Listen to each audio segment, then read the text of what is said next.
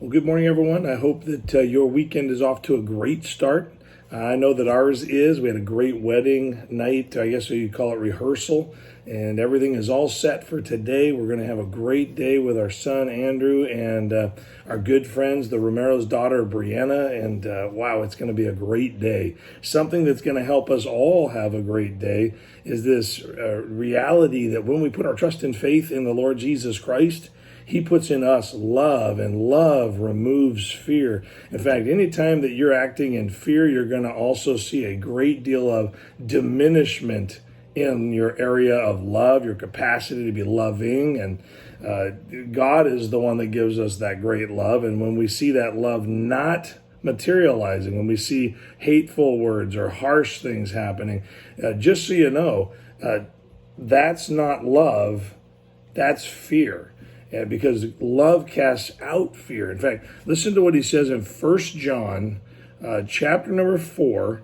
God gives us this great understanding through John, and we start in at about verse number 15 is a good place. It says, "Whosoever shall confess that Jesus is the Son of God, God dwelleth in him, and he in God." Okay, so there's this really close connection with God when we put our trust and faith in Jesus. Verse number 16, "And we have known and believed the love of God hath to us." We have known and believed the love of God hath for us, that God hath for us. God is love, and he that dwelleth in love dwelleth in God, and God in him. So herein is love, is our love made perfect, that we may behold in the day of judgment, or we have boldness in the day of judgment, because as he is, so are we in the world.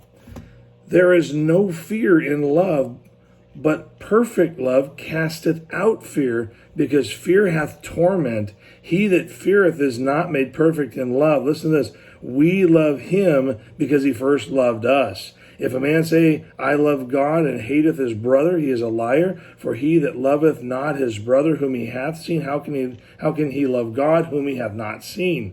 And this commandment have we from him, that he who loveth God love his brother also. And so we see this, that even in the brotherly connection, we see that there's supposed to be love ruling all those relationships. And what I want you to understand is this verse where it talks about that perfect love casteth out fear, because fear hath torment. That word is really like a judgment. It's a harshness. It's an expected hurt. And so when we're operating in fear, it's operating out of a hurt. It's operating out of a fear that there's going to be hurt.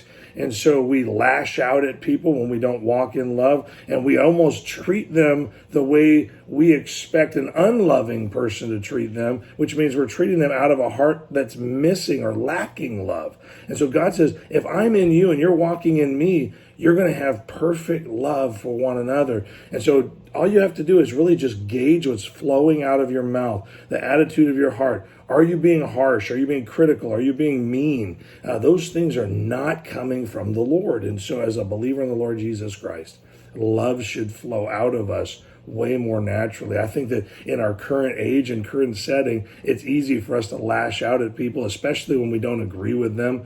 Think about just the landscape of our society right now. Right now, everything is bent on, well, I think you've probably got a wrong thinking about me, so I'm going to treat you like you do. That is not the way God has it for us. We are to treat people with love, because love is not based on them. Love is based on our relationship with God. And so we don't have to have them treat us right, believe what we believe, or even think what we think, or even align with us and where we align. All we need to know is that Christ in us means we love out from us, not because they deserve it, but because God is flowing through us. So let that be the guide of your day. Let love flow through our words, through our actions, through our attitudes. And I know that when we do, we're going to have a great day.